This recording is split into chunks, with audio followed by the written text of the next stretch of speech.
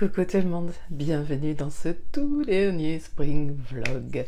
Alors nous sommes pour vous aujourd'hui le 30 avril, c'est donc pour moi le 29. C'est donc la dernière fois que je filme dans le cadre de ces Spring Vlogs qui nous auront occupé quasiment tout le mois d'avril. J'ai eu quelques jours d'absence mais franchement ça va, j'ai hyper bien tenu je trouve. Donc vous êtes sur la chaîne d'Audrey V.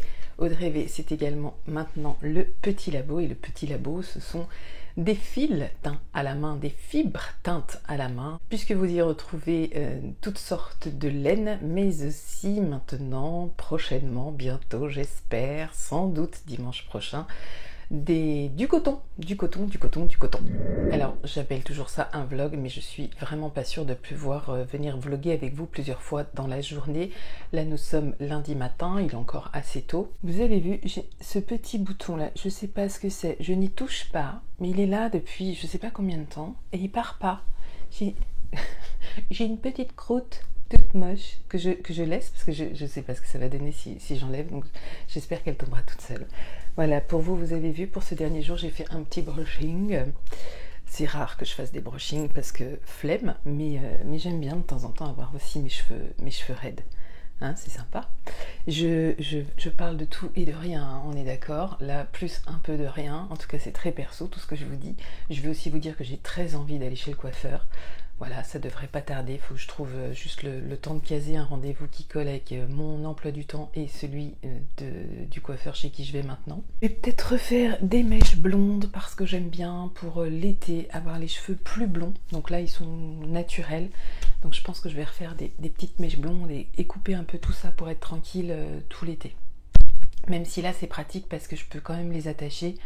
Alors, on a vu dans le cadre des Spring Vlog que les cheveux attachés, c'est toujours un peu chiant avec cette petite mèche là qui revient, qui tient pas, tout ça. Bon, ça c'était la parenthèse qui ne servait absolument à rien, mais que j'avais quand même envie d'aborder avec vous. Alors, dans ce dernier épisode, ça va être un peu le fourre-tout, parce que j'ai envie de faire un petit bilan de plein de choses, enfin de vous parler de plein de trucs, hein. C'est le cadre, c'est toujours la même chose dans ces vlogs. On mélange un peu les sujets, même si ça tourne quand même autour du tricot, si on oublie cette introduction coiffure. Un peu fourre-tout parce que je vais vous parler du Petit Labo, évidemment. Je vais vous parler de YouTube, évidemment. Il y aura un petit truc à gagner. Hein, vous restez jusqu'au bout, vous allez directement jusqu'au bout si ça vous intéresse pas tout mon blabla et que vous êtes venu là juste pour gagner un truc. Déjà, je vous remercie encore très chaleureusement pour cet accueil de dingue que vous avez une fois de plus réservé à toutes les nouveautés du dimanche. Je crois que quasi tout est parti. Quasi, parce que je crois qu'il doit rester, à ma grande surprise. Du coup, ça me permet de me rendre compte que parfois, je suis en décalage avec vous quant à ce que moi, je suis persuadée. Je fais un truc, je me dis, mais ça part direct parce que moi, j'adore, mais vraiment, c'est mon chouchou. Donc mon chouchou, j'ai l'impression qu'il va partir tout de suite, puisque c'est mon chouchou. Pour moi, c'est le plus beau. Eh ben non, c'est de lui qui reste un ou deux écheveaux, je crois. C'est le pizzicato en folie, mais de couleur rouge. Alors le bleu, vous voulez être arraché. Le bleu, il est parti en 5 minutes. C'est fou. Mais je comprends parce qu'en fait, je mets finalement assez peu de bleu. Je vais travailler sur le bleu. Je vous ai dit que j'avais recommandé des pigments. J'attends d'autres teintes, d'autres nuances qui vont me permettre de faire d'autres mélanges. Je vais aussi travailler les semi-solides sur des écheveaux de 100 grammes. Là, je vais m'y mettre sérieusement. Donc, ça va un petit peu changer aussi ce que je vais apporter dans la boutique parce qu'il va y avoir ça. Il va y avoir, je vous disais, des produits avec du coton.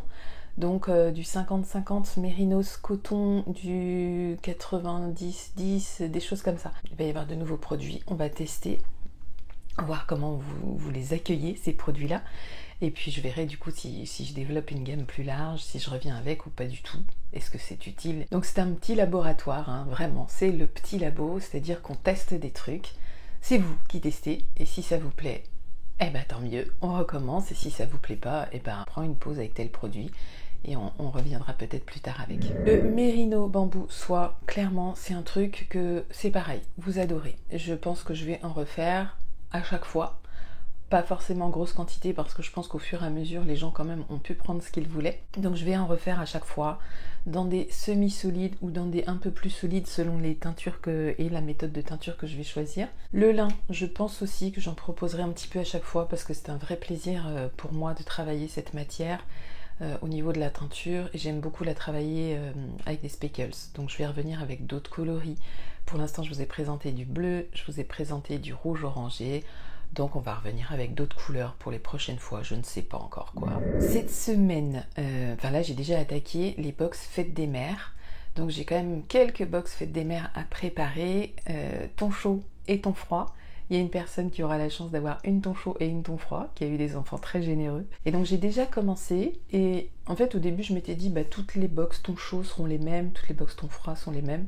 Et puis non, je me suis dit, non, on va apporter encore plus de fantaisie, comme ça moi ça me permet aussi de m'exprimer. Donc j'ai fait des choses différentes, donc ça fait encore beaucoup de création. Je vais essayer de prendre des photos. Vous savez que rien n'est gagné. J'avais dit je ferais des photos et tout ça, box Fête des Pères, je l'ai toujours pas fait. Pourtant j'ai gardé des kits, j'ai gardé ce qu'il faut pour vous montrer ce que ça donnait, mais je l'ai toujours pas fait. Mais il faut que je le fasse parce que je me dis, si le petit labo est encore là l'année prochaine, ça pourrait servir l'année prochaine pour illustrer ce que je suis capable de proposer. Donc ça peut être sympa quand même d'avoir une trace de tout ça. D'ailleurs les box elles devraient arriver aujourd'hui, demain, après-demain chez celles qui les ont commandées. Enfin les box, je dis box, mais c'est pas des box pour la Fête des Pères. C'était un petit colis pour la Fête des Pères que j'ai beaucoup soigné et que j'ai pris vraiment plaisir à envoyer, à confectionner. Donc j'ai hâte aussi d'avoir le retour des filles sur ça. Alors je dis des filles parce que j'ai vu que des filles qui ont commandé. C'est vrai qu'on m'a dit, d'ailleurs ça me fait penser à ça, ça va me faire parler de ça. Au niveau des coloris, on m'a demandé, et je comprends qu'on me le demande, quand je reviens sur quelque chose qu'on m'a demandé, c'est pas une critique, et si vous avez laissé un commentaire du genre, ne vous sentez pas vexé, agressé ou je ne sais quoi, pas du tout, parce que quand j'aborde quelque chose, c'est qu'en général je pense qu'il est constructif. Si je pense que c'est pas constructif, vous le comprenez très bien dans le ton que j'utilise. Là, je pense que c'est tout à fait constructif. Il y a une personne qui me disait, est-ce que je vais faire des couleurs moins flashy, plus classiques pour les personnes plus âgées? Alors ça m'a fait réfléchir à deux choses. C'est est-ce que il faut absolument que tout rentre dans une case, c'est-à-dire les jeunes ils mettent des couleurs flashy, à 40 ans on se calme un peu mais on se permet un peu de fantaisie, et puis à 60 on a envie d'être beaucoup plus classique. Est-ce qu'il faut impérativement tout le temps rentrer dans les cases? Bon, moi clairement c'est un truc auquel je ne crois pas, vraiment je n'y crois pas. Je pense qu'il n'y a pas d'âge pour oser les couleurs. Si vous n'avez pas encore osé les couleurs, mais je vous recommande de le faire, pas de le faire au quotidien, mais peut-être de le faire avec une ou deux pièces que vous allez tricoter. Sur un châle par exemple, vous pouvez très bien vous faire plaisir avec un peu de couleur flashy ou que vous n'avez pas l'habitude de porter. Sur un pull, je comprends que vous hésitiez, c'est pas la même chose. Un petit gilet, pourquoi pas? Un petit gilet un peu flashy, qui change de vos habitudes, mais que vous allez pouvoir porter sur des choses plus classiques, c'est pareil, ça marche très bien. N'hésitez pas, si la couleur vous fait envie, mais que vous n'osez pas, en fait, c'est ça. C'est est-ce que vous voulez des couleurs plus neutres, plus classiques, parce que vous n'osez pas porter les autres couleurs, ou est-ce que parce que tout simplement c'est quelque chose que vous n'aimez pas? Mais il faut savoir pourquoi vous n'aimez pas. C'est est-ce qu'on n'aime pas parce que finalement on n'ose pas, ou est-ce qu'on n'aime pas parce qu'on n'aime vraiment pas? Vous voyez, c'est pas pareil. Autre chose, toujours sur le petit labo, j'avais envie de vous demander, à vous qui crochetez, on m'a demandé si j'allais faire du travail de teinture sur le coton, pour tout ce qui est broderie, etc., broderie, crochet, etc., qui pourrait utiliser le coton.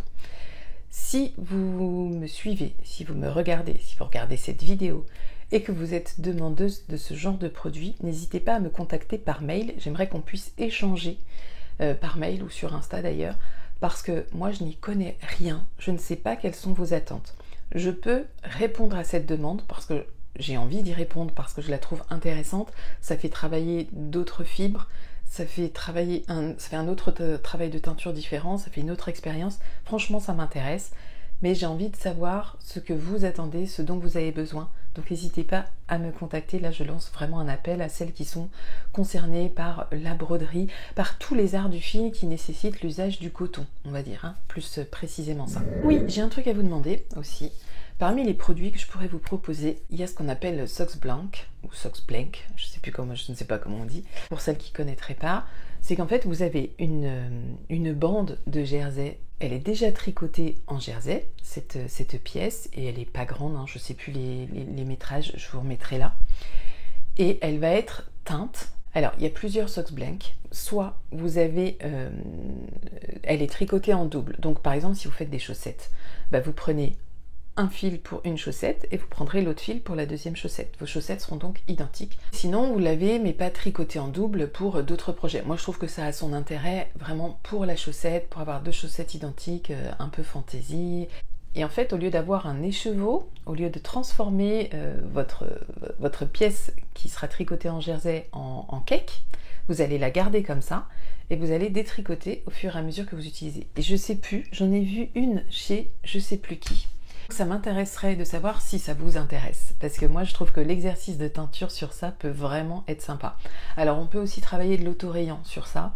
C'est un exercice qui peut être sympathique, que je me sens bien de faire, mais sur quelques pièces. Si ça vous intéresse aussi, je peux le faire, mais vraiment sur quelques pièces, pas faire un gros stock de ça parce que ça demande quand même du travail. C'est limite de... Enfin, c'est pas limite, c'est de la peinture. Alors, je suis pas une grande artiste peintre, pas du tout. Contrairement à Corinne, j'ai découvert ça, Corinne la provinciale, qui fait des toiles mais magnifiques. Enfin, vraiment, je suis impressionnée par le talent qu'a cette femme, les talents que cette femme peut avoir. Je vous encourage à aller voir sa dernière vidéo où elle vous montre justement quelques toiles. Elle vous montre aussi des bracelets, des petites manchettes qu'elle tisse. Alors là, c'est un boulot énorme. Et je crois qu'elle a demandé si les gens étaient intéressés par un tuto et les gens ont dit oui, carrément. Moi, je suis absolument pas intéressée par le tuto. En revanche, je suis hyper intéressée par le fait qu'elle les vende. Et je trouve ça magnifique, mais je ne me sens absolument pas de le faire. En fait, ce truc perdrait toute sa magie si je devais le faire moi-même. C'est vraiment le genre de choses que je suis prête à acheter en étant bien consciente du nombre d'heures de travail que ça peut représenter. Et donc forcément d'un prix qui va pas être celui d'un bracelet ordinaire. Je disais ça pourquoi? Oui, parce que je vous disais que j'étais pas une artiste peintre, mais pas du tout, je sais pas dessiner, je suis une quiche.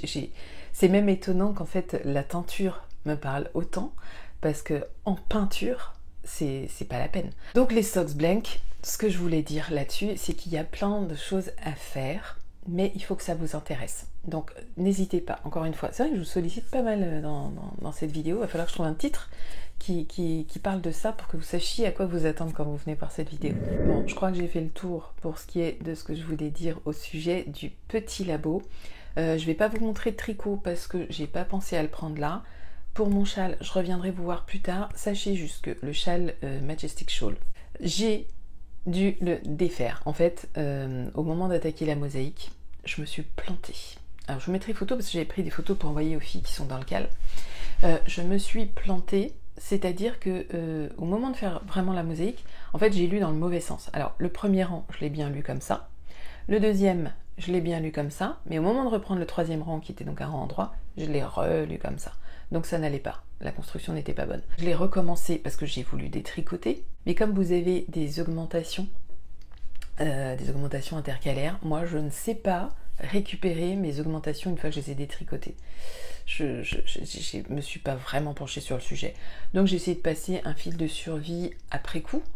J'avais mis un fil de survie d'ailleurs avant d'attaquer la mosaïque, mais je sais pas, ça tombait pas bien. Du coup, après avoir essayé à plusieurs reprises.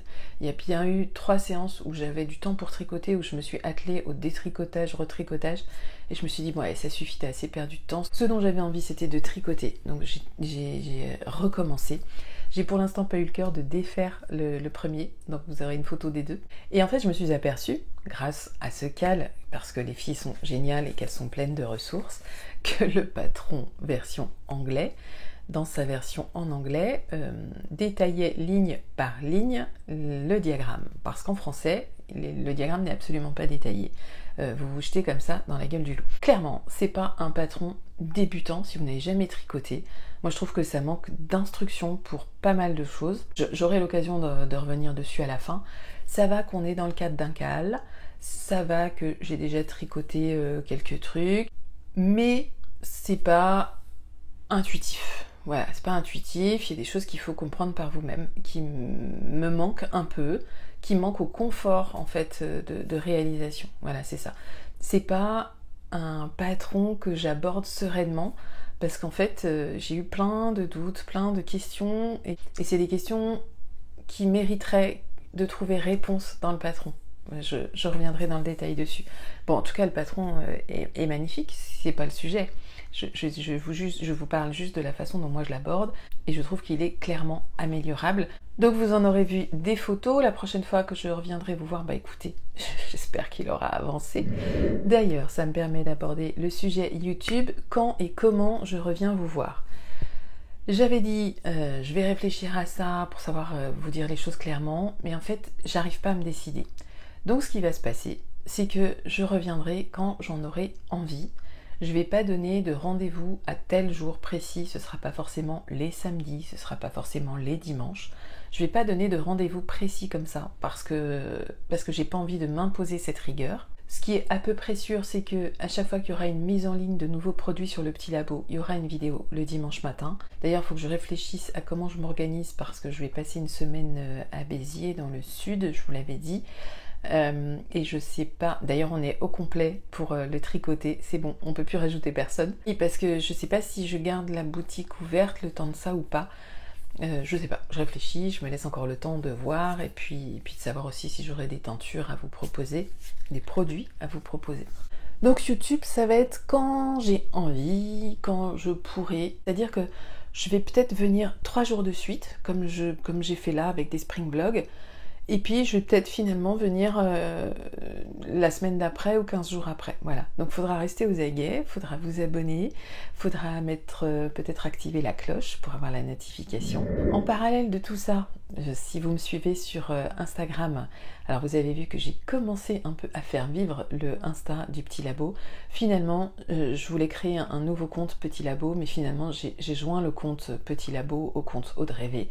Parce que le Petit Labo c'est moi, et moi maintenant je suis le Petit Labo. Je trouvais ça un peu dommage de nous dissocier. Donc on reste comme ça. Ce compte Instagram vit clairement grâce à vos publications. C'est ça qui est vraiment, vraiment chouette. C'est que vous m'invitez à collaborer. Alors moi je sais pas trop comment ça marche. Je me suis absolument pas penchée sur ce sujet-là encore. Mais je reçois des invitations à collaborer, donc sans doute que vous me citez. Et moi je vous dis ok. Et du coup la publication elle arrive sur mon mur à moi d'Instagram et sur votre mur à vous. Je crois que c'est ça. Et il me semble qu'on partage même les commentaires. Donc c'est génial. Voilà, je trouve ça super. Donc n'hésitez vraiment pas à faire ça. En plus vous avez pris des photos magnifiques. Ça fait vraiment plaisir. Donc c'est bien parce qu'on commence à voir des choses tricotées avec les laines du Petit Labo. Et de ça, je me réjouis. Petite info en vrac. Samedi, on se fait un tricoté parisien. Il était temps. Je suis très contente parce que ça fait un petit moment qu'on ne s'est pas vu. Du coup, ça fait 1 mois. Donc l'énorama le matin pour moi avec une amie. Et puis l'après-midi tricoté avec les tricopines, donc ça va être très sympa. Ça veut dire aussi qu'il faut que je m'organise pour la boutique. Si je sors des trucs dimanche, il faut absolument que tout soit prêt avant samedi, parce que clairement samedi, du coup, je n'aurai pas le temps de préparer quoi que ce soit. Je vais être prise à autre chose. L'énorama sera pour moi l'occasion de craquer pour les chevaux découvertes du mois. Je ne sais pas encore vers qui je vais aller, je ne sais pas quelles seront les marques présentes, j'ai pas regardé. Bon bref, on verra bien qui y aura sur place et je crois que c'est jamais très compliqué de craquer dans un salon de toute façon. Grosse info quand même, c'est que demain, c'est les sorties pour vous, si ça vous intéresse, du calendrier de l'Avent du Petit Labo. Donc c'est un calendrier qui s'appelle ma boîte de bas 2025. Il contiendra toute la laine pour réaliser 12 paires de chaussettes, donc une paire par mois. Tous les mois, on se fera un petit cal pour tricoter la paire de chaussettes du mois. Ça va nous imposer d'être dans les temps et d'avoir vraiment nos 12 paires de chaussettes à la fin de l'année. Alors, nous imposer, attention, on n'est pas dans la contrainte, les filles, on reste dans le plaisir, mais en tout cas, ça va m'imposer à moi de cette régularité dont j'ai envie. Voilà, j'ai vraiment envie qu'à l'issue de l'année 2025, ma boîte de bas soit remplie de 24, j'allais dire, non, de 12 paires de chaussettes. Voilà, s'il y en a plus, tant mieux, et s'il y en a moins, tant pis, c'est pas très grave. Mais en tout cas, l'objectif, c'est vraiment celui-ci. Vous aurez dedans une boîte qui vous servira à ranger vos chaussettes au fur et à mesure qu'elles auront été tricotées. Alors la boîte de bas, il n'est pas impossible qu'elle vous arrive démontée, hein, il faudra la construire, bon a priori c'est pas très compliqué, mais parce que sinon ça prendrait vraiment trop de place dans le carton que je dois vous envoyer. Déjà qu'on est sur un gros colis hein, de largement plus d'1 kilo, donc je rappelle que les frais de port ils sont à votre charge. Il y a un nombre limité de calendriers, c'est logique, je peux pas faire tout ce que je voudrais faire, hélas, mais je pense que ce nombre devrait suffire parce que la plupart des gens ont pris leur calendrier déjà à droite à gauche. Je suis une petite marque qui démarre, donc je suis pas non plus hyper connue, hein, vous voyez, dans le monde de la teinture. Donc peut-être qu'il aura un peu plus d'ampleur l'année prochaine, mais cette année, je crois que c'est quand même un truc qui reste encore assez intime, on va dire. Donc j'espère que ça vous plaira, j'espère que vous serez au rendez-vous. Donc ouverture du calendrier demain 9h dans la boutique.